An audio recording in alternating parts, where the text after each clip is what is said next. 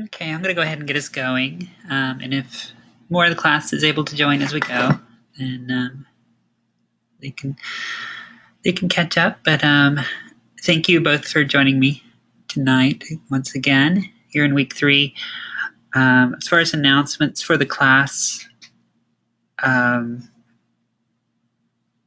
I have been working through the week 3 exploration assignments.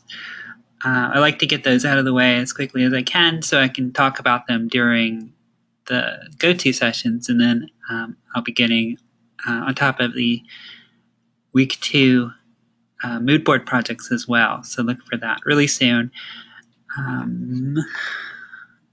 Otherwise, let me see. As far as the class goes, I think that's pretty much where we're at.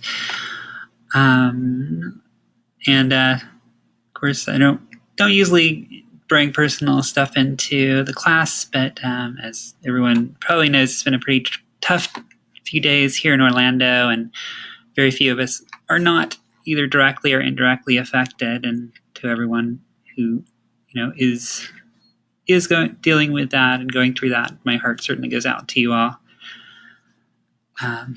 But trying to stay focused.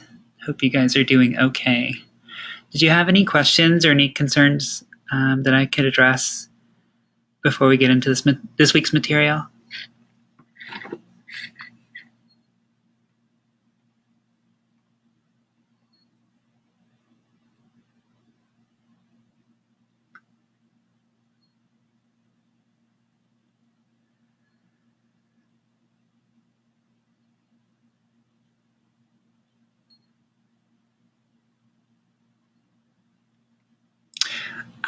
She was asking, for those listening to the archive, what happens if you change the color scheme for your mood board?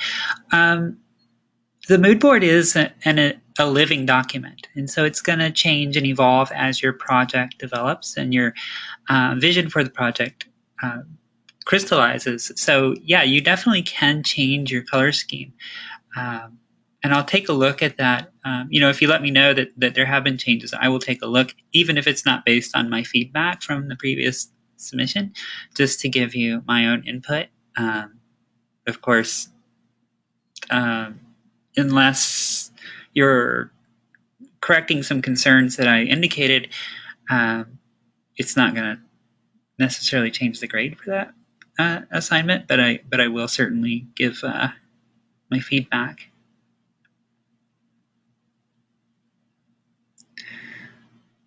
Okay. Oh, wonderful. Okay. Yeah, I'd be interested to hear those insights as well. But yeah, you can definitely alter any part of the mood board that has previously been done. And that goes for the, as far as the making changes based on my feedback as well. So it's not too late to revise week 1 if you haven't done so already.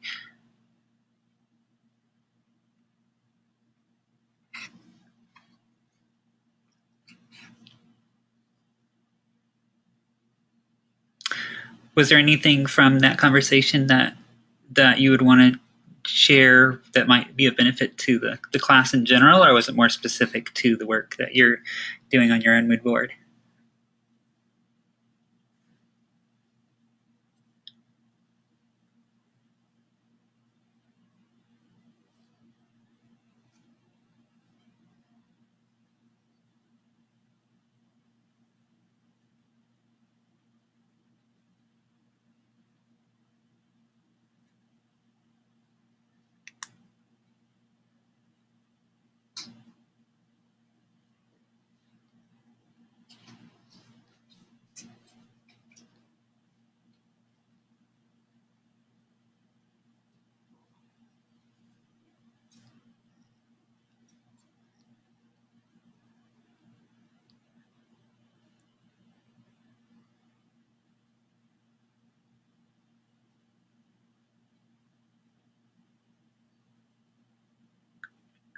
You know what? That's a really good point, and it's something I really should make a point of emphasizing in the first week.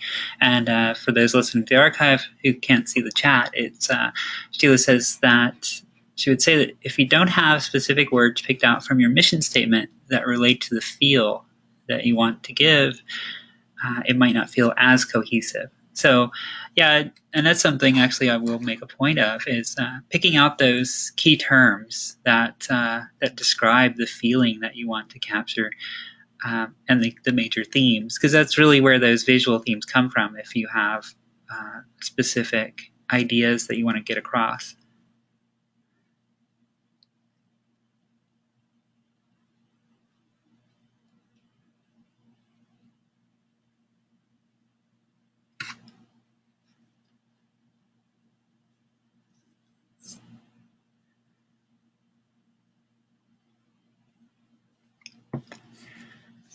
And we've been building up the elements that go into our designs, a piece at a time, with imagery and color and text. And so that the theme, or the element that we're looking at this week is typefaces, the style and look of the typefaces, and how that connects to the overall visual impression that you're creating.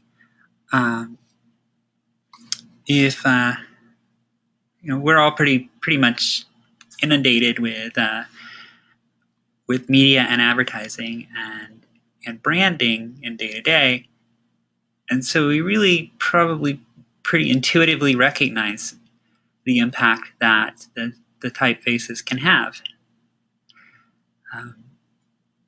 Much like the mixed up color schemes that I showed last week, these mixed up typefaces have a similar kind of initially confusing effect. So we know this typeface. What brand is that usually connected to?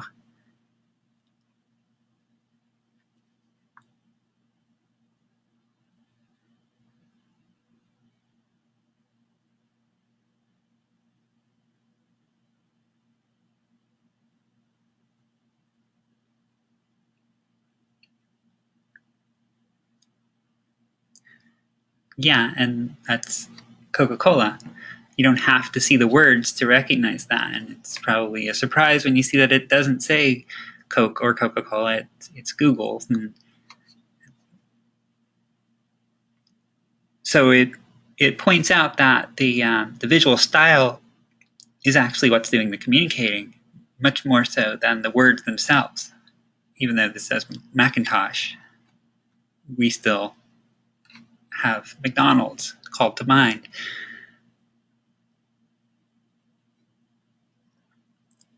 These things are pretty well drilled into our brains and our psyche because of the exposure we have to media in our culture, and so a lot of these typefaces become iconic and easily recognizable. So when we talk about branding, which is a big topic throughout the MCBS program, your typefaces and your typography is a factor. This is going to be part of your mood board this week, the final installment of the actual mood board before you do your design, and that's picking out typefaces that will represent your personal brand. There are tons out there. A lot of the ones you see here, of course, are custom made for these companies by graphic designers and artists. We don't have that luxury ourselves unless you are yourself a graphic artist or have someone available. But there are tons and tons of typefaces out there right now that you can choose from. Of course, they're not going to be your copyrighted intellectual property, but they can set the style and the tone that you want representing you.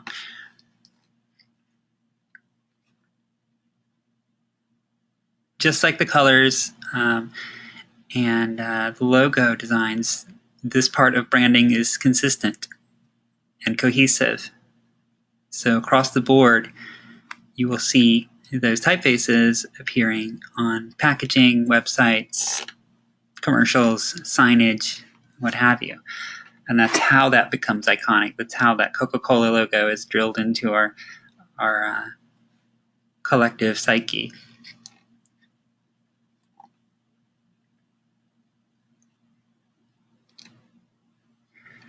So then our focus becomes, how do you choose those typefaces?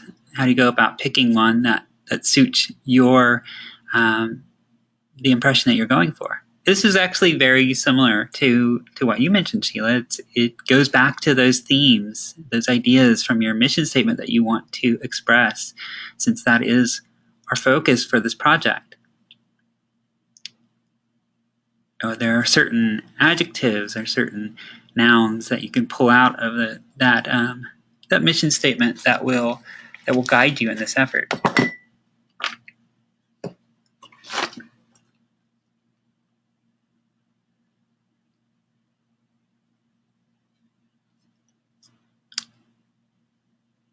And if you think about those kind of adjectives, do you want to be exciting and kind of action-oriented, or are you more sentimental, or possibly more of a curious explorer, of the world and of different experiences? You can capture those ideas through the typefaces you choose.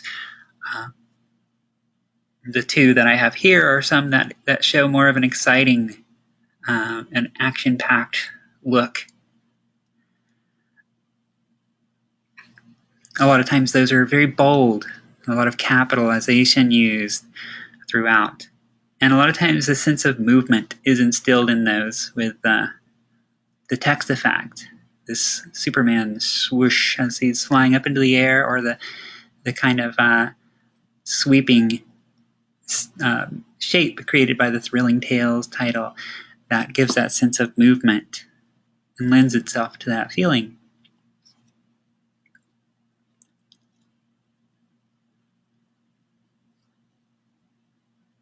This is a place where your art history knowledge will come in valuable. I think you guys are taking art history at the same time as this course, is that right?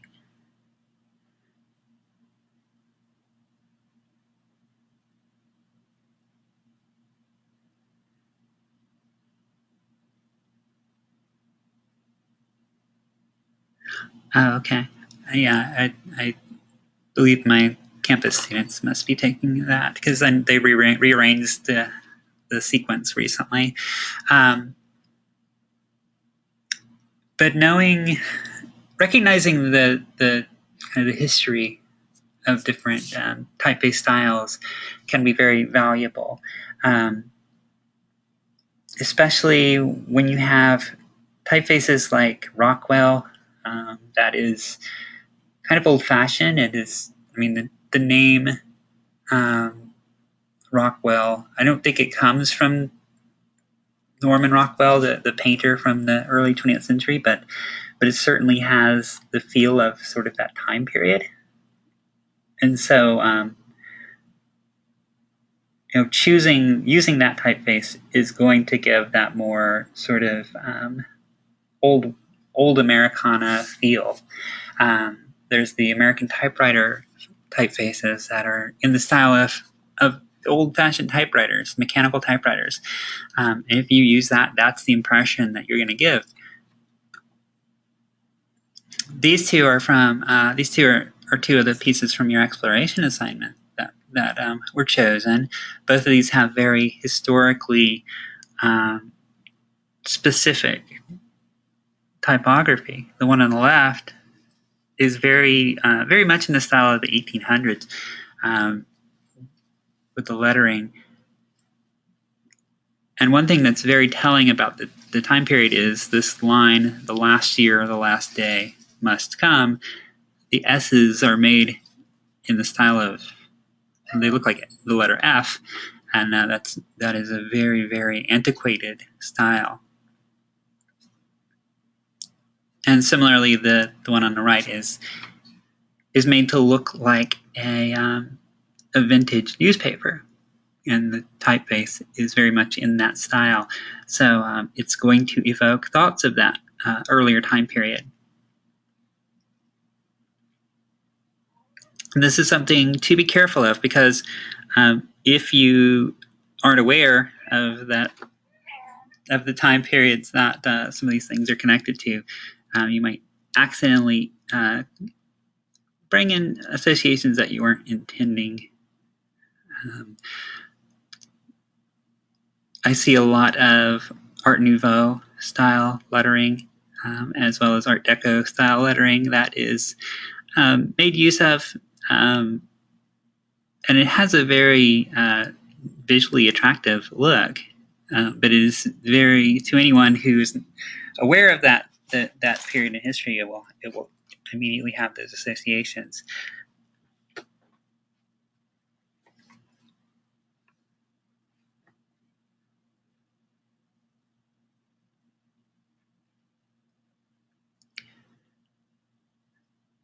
And that particular topic is a little bit tough to account for, but a lot of it comes from taking time to look at advertisements and publications and commercial art from those different time periods. If you look at the work of Alphonse Mucha, who is an Art Nouveau artist, he used to create these really incredible works of art, but they were just used as wine bottle labels that had these. Actually, I wish I had a slide for that, but really unique typefaces that are now used, that you can now find on things like 1001 Fonts or defont.com.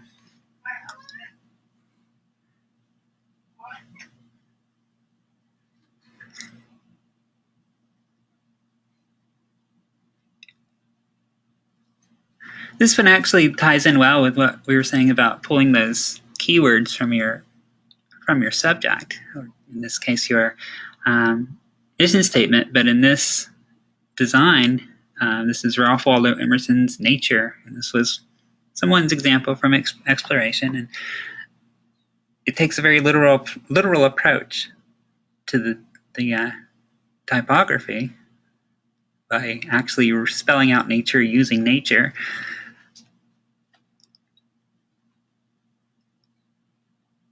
And certainly an approach that you could adopt for yourself. Not, yours will be very different, but in some cases that is very suitable.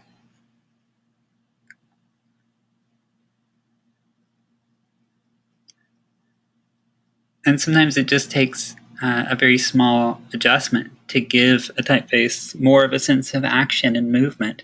This is a very plain sans serif typeface, but because it was given that slight angle that matches the slope of the mountain, you have that feeling of movement, of upward movement following the climbers. And that's not a difficult change to make in Photoshop, simply using the text warping tool to give it a very, very slight nudge, or the free transform tool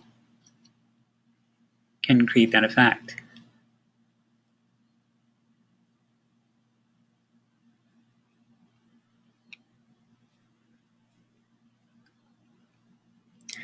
For your mood board, you're going to pick two different typefaces.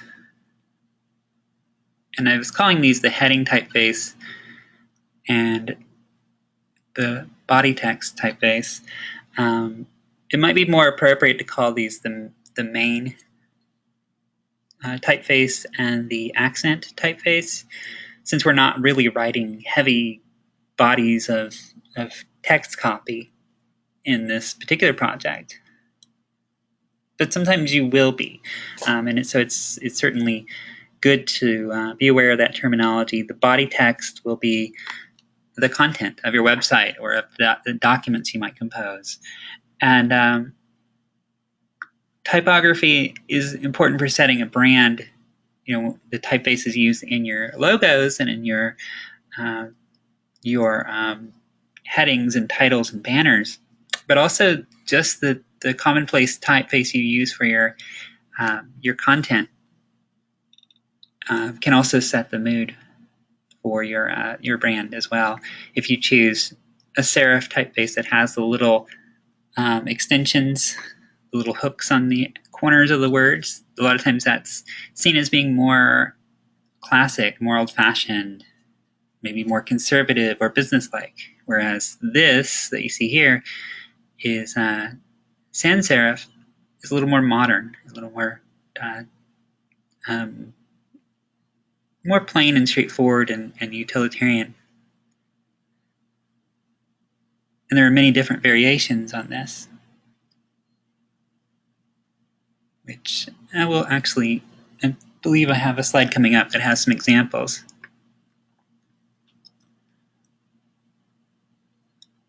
Since we're talking about visual designs and not documents necessarily, here's how these would appear.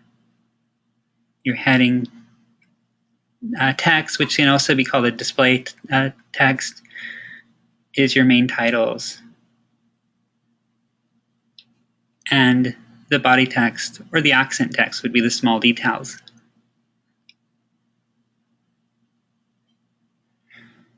The important factor here is that you just differentiate the two, give them some contrast in their styles. We talked about color contrast before. This is strictly style contrast.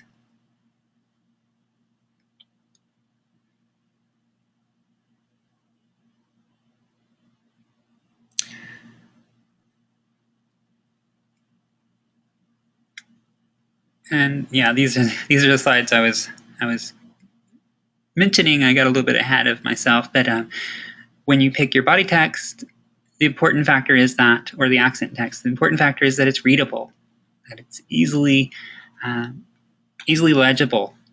You don't want to make your audience work to understand your message. You want them to be able to readily access it.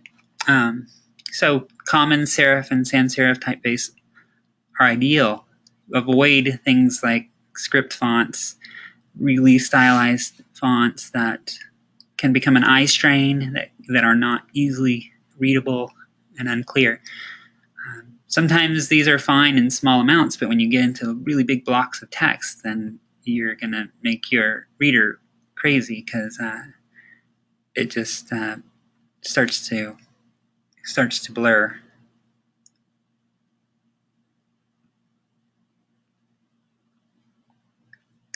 So this is what I was talking about. Your body text, even though you think of it as just plain text, it can still have subtle differences that can set it a particular look.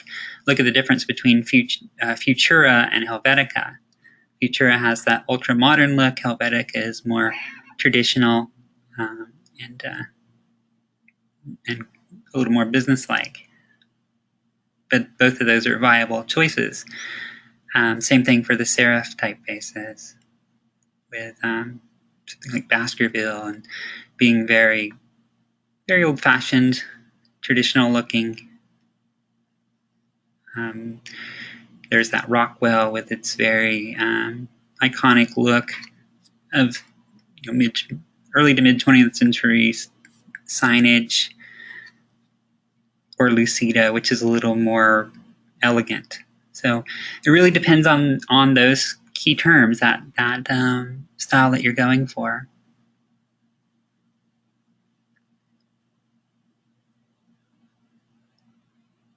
Are there any questions so far? I haven't had a question slide in a while.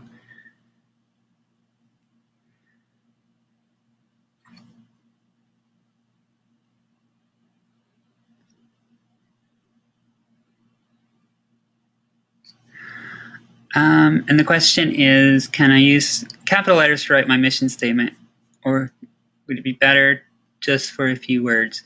For your visual mission statement design, you don't want to use too much actual text. Ultimately, it depends on the approach you're taking.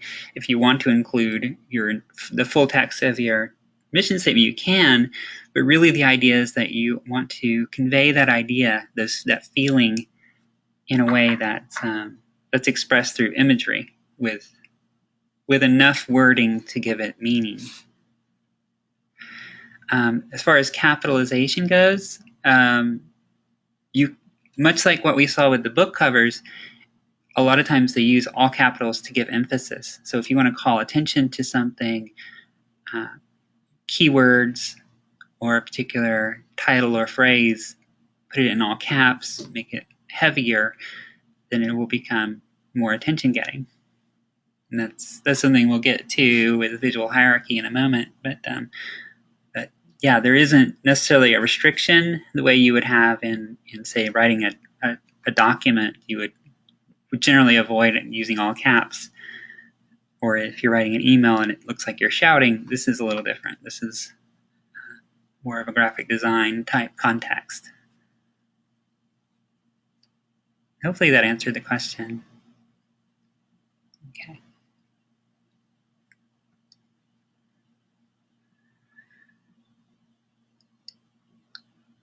So it's your headings or your display typeface that where you have more freedom to kind of express that personality and that feeling that you're going for.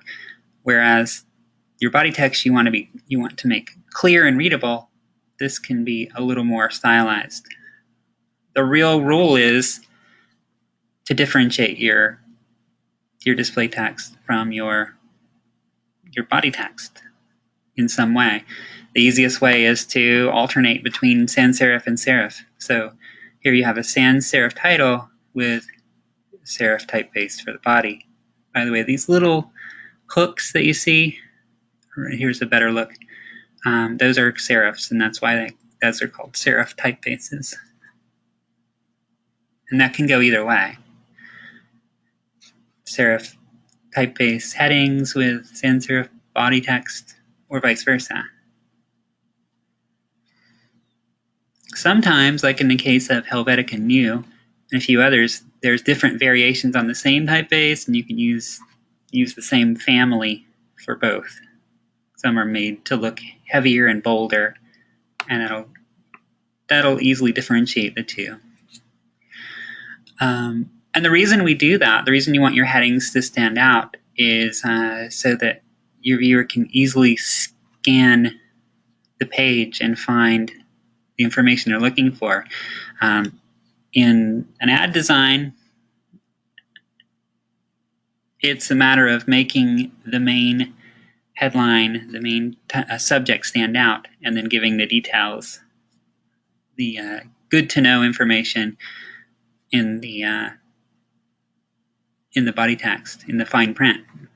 If you're writing a website, you want it to be easily scannable so that a visitor can find exactly what information you're looking for by looking at the headings and then digging down into the content, so they don't have to read every detail in order to find what they are going for. So make those headings really prominent.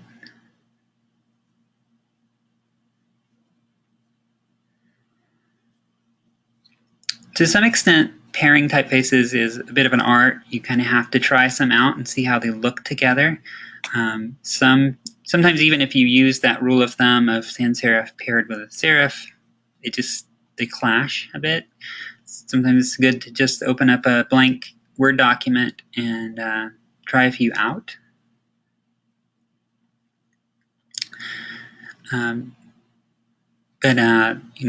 Just different contrasting styles is what you're going for. This is an interesting combination of future and Georgia, because it's sort of future meets past, old-fashioned paired with ultra-modern. Script typefaces paired with more structured typefaces often works. It gives sort of a contrast of friendly and formal.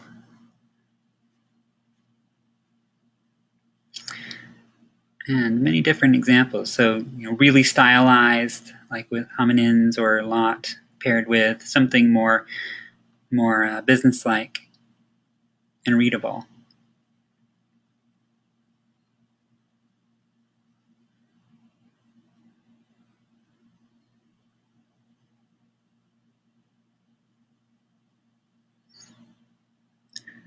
But pretty much in all of these cases, you typically see the pairing, the sans serif paired with the serif. Sometimes they'll throw in the script typefaces to give it a little bit more of a unique look. And that's something that's going to be a judgment call on your part, especially in cases where you want to give a very friendly, personal touch, make it feel like it's an individual speaking or writing a letter. Then some of these handwritten script fonts work really great.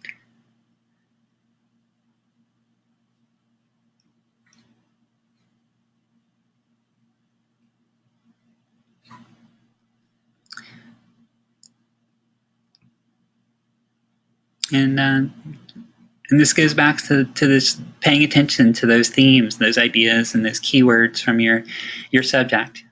In this case, you're working with your personal mission statement, but in the future, you might be working with a client or a business, maybe your own business that deals with a particular subject or genre or industry, and you can pick something that's more suitable. In this case, I've got two that are, one that's sort of very 1960s, 70s counterculture looking, kind of the hippie aesthetic, and another that's very digital, that might be something appropriate for electronic gaming and so forth. But the only rule as far as picking your heading text is don't go so stylized that it's not readable anymore. This one is pushing it a bit, the one in the lower right. Even though you have more freedom, you still want your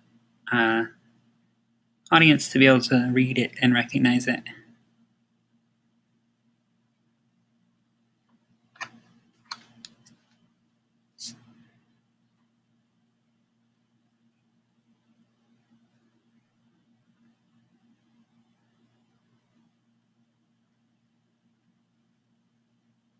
And you guys can jump in at any point since it's just the three of us.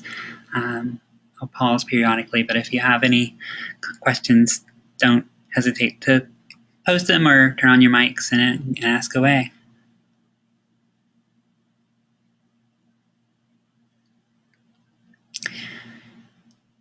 There are a few really quick do's and don'ts that I like to point out. These are very basic. I don't get into formal typography in this class because it's really beyond the scope of what we're doing.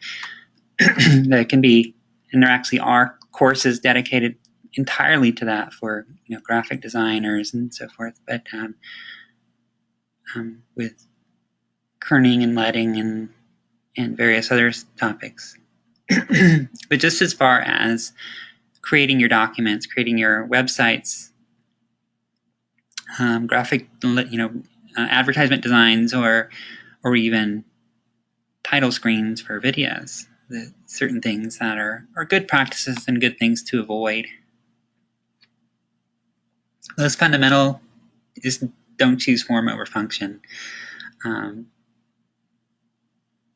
This is something I've already said in different words a couple times, but yes, you want to set a unique style, a unique tone, but don't take it so far that you lose the message, lose your readability. I believe this is from one of the reading assignments for the week, but what you see is two versions of a menu from, looks like a Mexican restaurant. The one on the left is sort of the good example. The one on the right is the bad example. Carrying that display typeface through every word makes it difficult to read. And you start to lose clarity.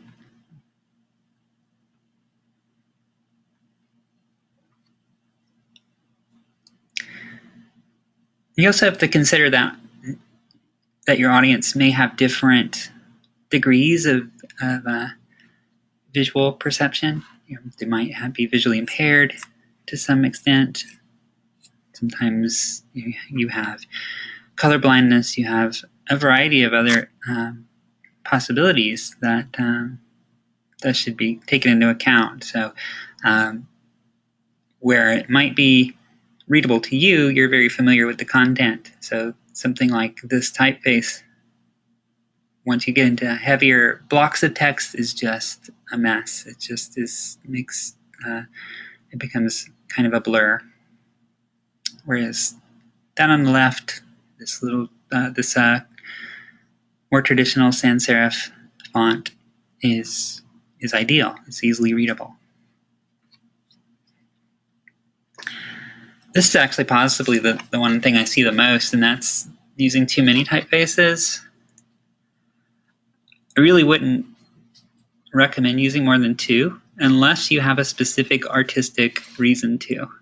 Sometimes maybe your theme specifically deals with different voices or different styles that you want to represent as different typefaces, and you can do that in a very creative way. But for the most part, don't go more than 2, because then it just becomes confusing. Sometimes it can look like you made a formatting error and accidentally used too many typefaces, and can just become cluttered. It takes away from the cohesion and the unity of your design. There were a few cases actually in last week's Photoshop practice where I commented on repeating the use of color. Say with the flower, the image of the big flower, a few of you took the color of the flower and used that as your text color, and that helps build unity. It keeps things consistent. You have a consistent color palette. This is the same idea. It's consistency. You keep a consistent type style. When you have too many, you lose that consistency and you lose that style.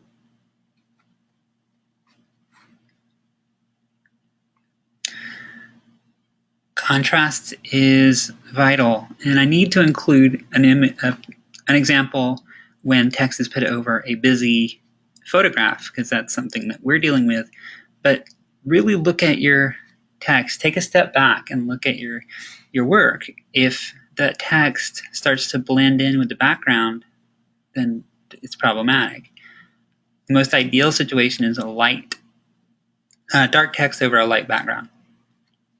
Usually it's going to be black text on a white background. There's actually some indication that using a dark gray on white is more conducive to legibility and actually helps readers who have conditions like dyslexia. Light text on a dark background is a little less ideal, but can work as long as there's good contrast. But avoid low contrast or really jarring contrast, like this neon green on hot pink. It just gets that sort of vibration that becomes very straining on the viewer's eye.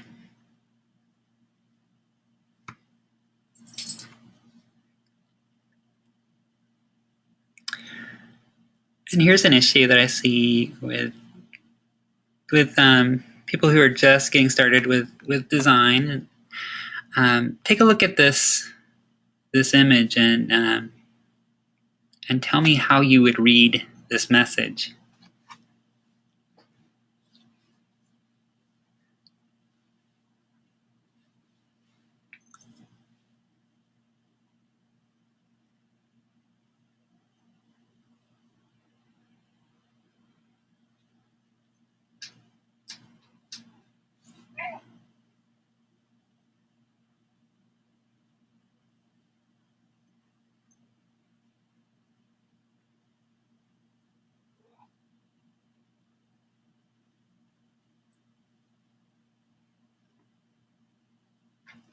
It's not easy to read. Why is it? What makes it challenging?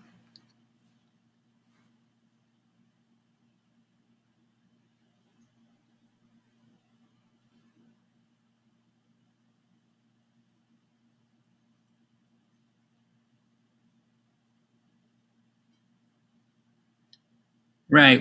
You intuitively want to read the left side first and then the right.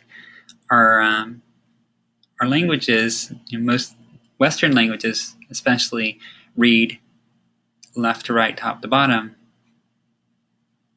And this division between the two images makes us think that there is a division between the two pieces of text. But where it's actually intended to be read completely left to right through the division, it's very unintuitive. You don't want to break the natural intuitive pattern for your reader, because then the more you do that, the more challenging it becomes for them to consume your message. Association with your text is created by proximity. So words that are close together are seen as associated. Divisions, like this line that divides the image, gives us a mental separation, telling us that these are two different pieces of text, or in this case, it's not meant to be two different pieces of text. And also color. So they have done just about everything wrong with this piece of media. So if you want text to be all considered one piece associated together, make it a consistent color, put it close together, and don't divide it using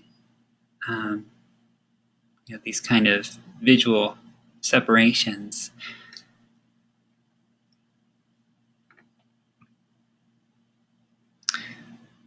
It happens with this book cover to some extent. It's not too bad, but at least in this case, they've used color that will show you those associations. The title is Capture the Flag. The subtitle is The Stars and Stripes in American History. And the author is Arnaldo Testi. But notice that it almost looks like this subtitle runs right into the author's name because they didn't differentiate that through color or proximity.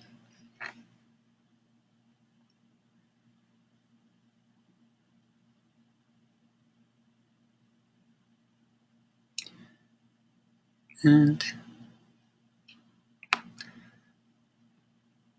so just some examples, and this is the idea of natural reading. Suppose this was a magazine or book title. It was ready for liftoff.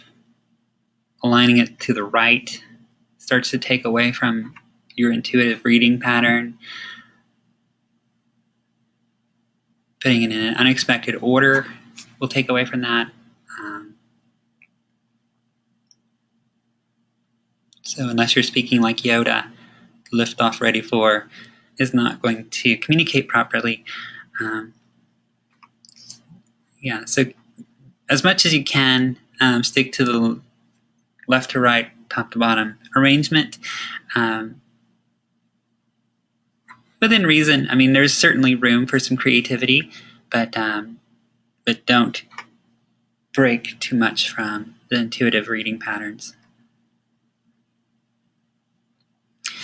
And these things, especially when we're first getting to know Photoshop and some of the design tools, we really want to try things out. And I don't want to discourage you from trying out some of these effects, the 3D transforms and the text warping, some of the other filters. Certainly see what they're capable of, but keep it subtle, keep it very limited, and don't make it so distorted that it becomes unclear.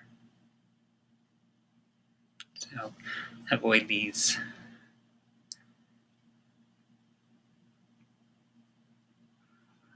Any thoughts or questions with any of that?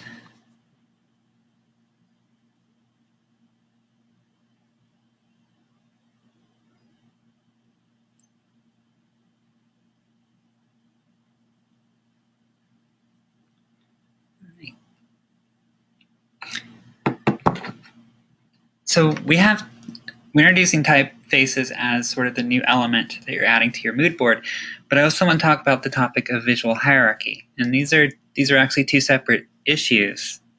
But visual hierarchy touches on pretty much all the things that we've covered so far in the class. So visual hierarchy is essentially the order of importance. And we're dealing with visual media, so it's sort of what elements are most important, what are somewhat important, and what are good to know but not vital, and how do you communicate that to your viewer.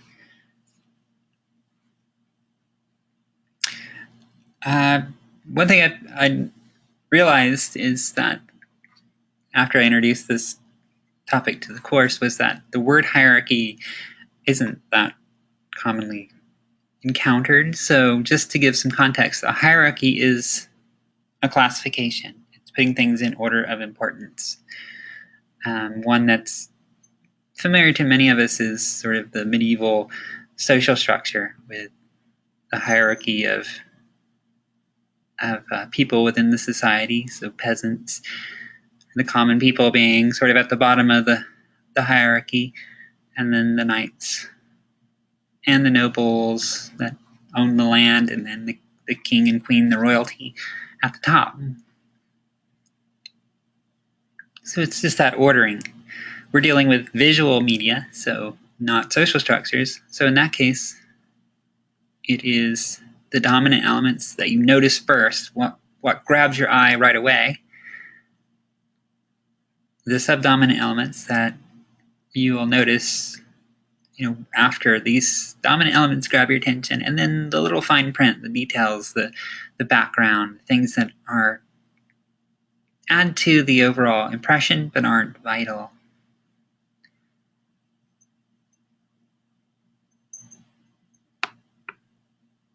And here's an example. On this poster design, what grabs your eye first? And why?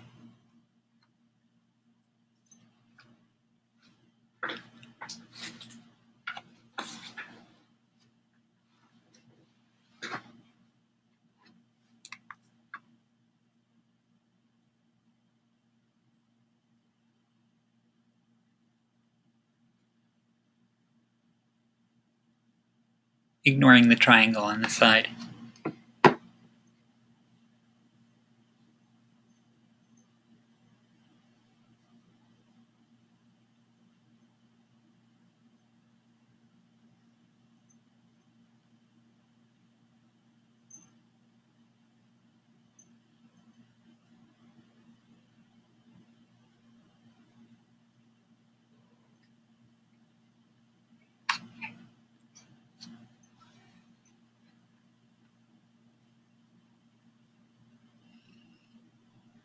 Any observations there?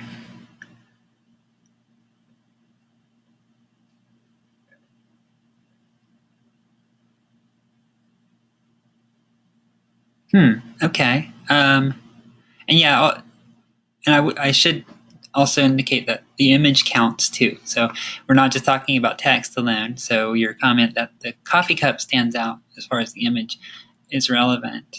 And then you said that Katie Day's name possibly grabs your eye more so than the perfect blend. And so the cup. Well, let's start with the cup. What about the cup makes it stand out?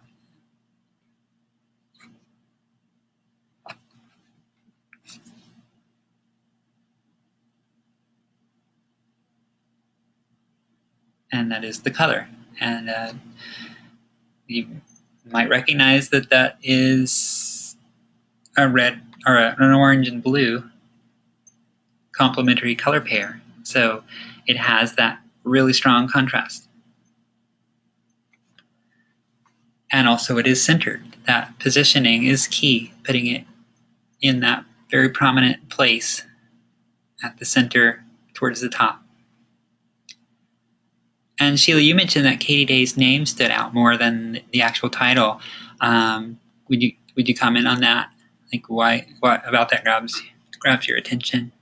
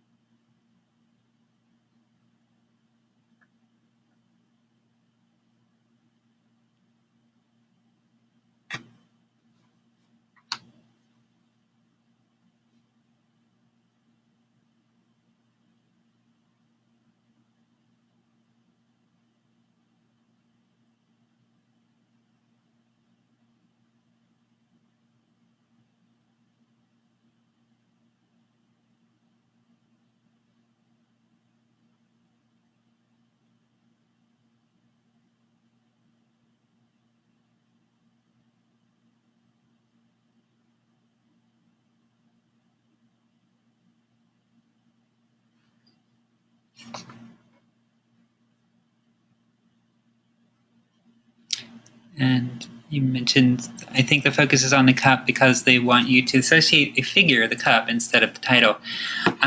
Also look at what that image is. It's a cup of coffee that stands out. It's that orange cup of coffee, but also the smoke takes the form of the treble clef from from musical notation. So it's that combination of themes, music and coffee. And perhaps that is what they mean by a perfect blend, is not just the blend of coffee, but it's a perfect blend combining coffee with local music. And I could see where Katie Day's name would stand out for Sheila because of the color contrast, the white text. It's much brighter than any of the other text on here. I had labeled the perfect blend title as the secondary piece in the hierarchy, but only because of its size. It has a very low color contrast, so it tends to blend in, but the size makes it a little more dominant. Followed by some important details: the date, Katie Day's name, the location, the piazza at Bishop's Landing, wherever that might be. Whoops. Let me go back. And then I didn't mark these, but this darkest part, the lowest part of the hierarchy, would be all of this fine print. Things that they need to include just for information, but don't communicate the core of the message. All right, so visual hierarchy is communicated through a lot of those factors that we just talked about. Color contrast is one of the most powerful, using those complementary colors, orange and blue in this case, will make something more dominant. Using analogous colors will make something less dominant, more blend in a little more. Texture differences, shape and size. Something that's really large will have more dominance in the hierarchy. Position, we talked about, more central, more prominent locations. And orientation. Our brains are really geared to look for patterns, and if anything deviates from a pattern, it will stand out in our brain, so in our vision. So that can be used as well if you have a repeated motif and then something suddenly changes. So this is very deliberately done.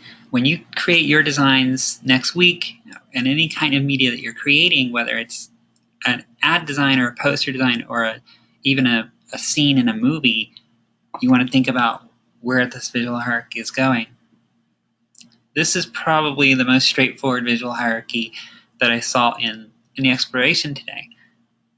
There's not a lot of elements here. Ernest Hemingway's name is all capitals, so that goes back to your question earlier. And so it is very bold, very attention-getting, followed by the title, The Old Man and the Sea. And then there's the ocean waves motif in the background, but it's very bleached out, hyper, like the exposure is very high, so it's really blurred and unclear. So it's really just sort of an accent. It just sets the theme. The designers, in the case of book covers, the design of the cover is a matter of the individual designer as well as what the publisher is going for. The author doesn't always have a lot of say, but they'll decide what they want to emphasize based on what will sell the most books. Ernest Hemingway is a well-known author, so his name will carry more weight. Sometimes it'll be the other way around. If it's a new author and the title is very compelling, then that will be given emphasis, or if neither is the case, and sometimes the cover art will be given more attention. This goes down to the level of specific words fallacy, in this case, the fallacy of campaign finance reform. And often you'll see the most compelling words, the most keywords, but also the most emotionally charged words will be emphasized. So fallacy is very accusatory. It's saying, this is a lie, this is a falsehood.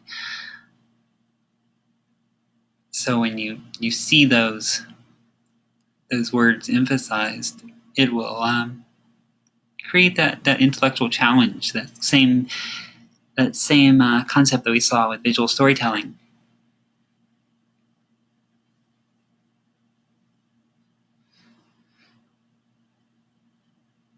And very similar to the visual storytelling idea, using imagery that makes the viewer think.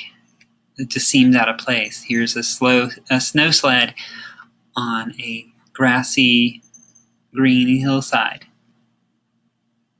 And it really comes down to that title, climate change, that's given strong emphasis paired with the imagery. All the other details are put in second place.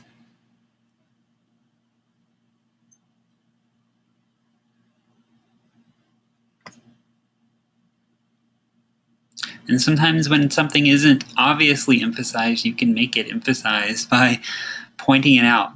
Very heavy-handed, just saying, look right here, by drawing the circle around this figure. Same thing we saw back in week 2 with the scene from Schindler's List with the little girl in the red jacket on a black and white scene. It immediately grabs your attention. And that puts this higher on the visual hierarchy than it would otherwise be. We'd start with the title, but if that wasn't emphasized, his figure would probably just blend into that black and white photo. So use those accent colors to call attention.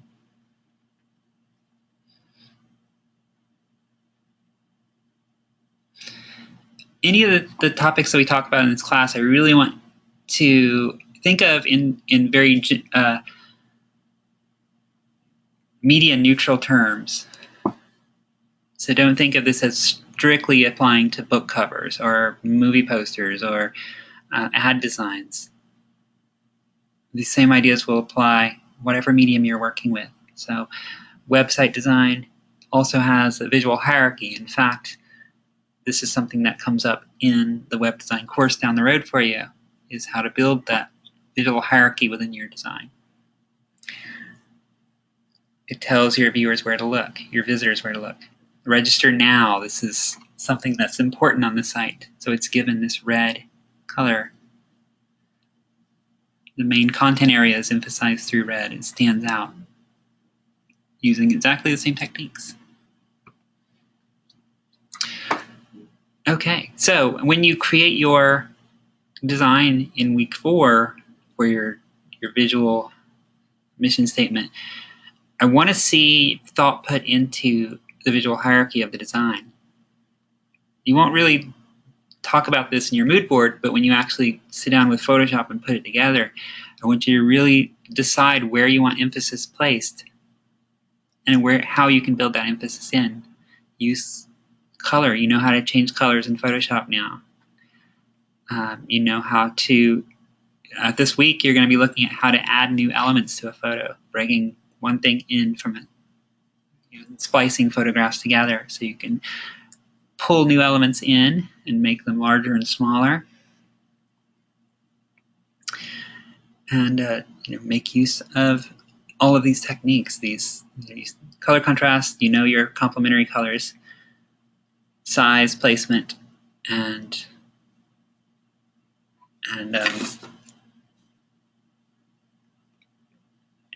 other types of contrast. Any questions before we wrap up?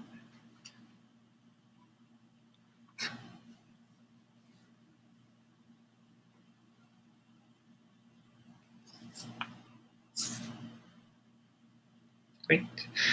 Okay, well, then I'm happy to let you guys go for the evening. Thank you so much for joining me, and look forward to seeing how your projects start to take shape.